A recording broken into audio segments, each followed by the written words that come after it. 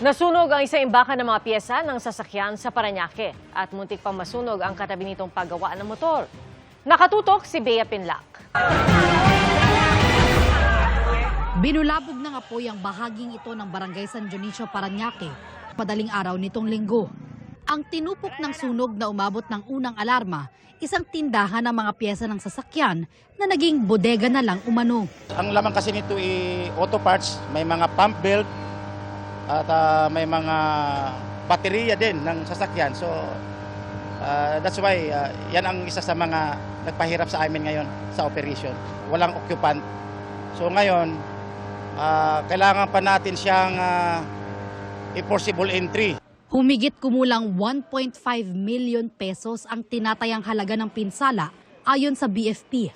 Bahagyaring nadamay ang katabing paggawa ng motor kung saan may 3 tauhan na natutulog. Nagising ako, takot nga ako nung mag-aaral. Hindi namin alam kasi kala namin may nag-aaway lang kasi may bar dyan eh.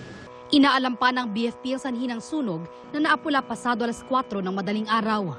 Iniimbestigahan din kung sumusunod ang establishmento sa National Building Code, partikular sa fire safety requirements. Para sa GMA Integrated News, Bea Pinlac, nakatutok 24 oras.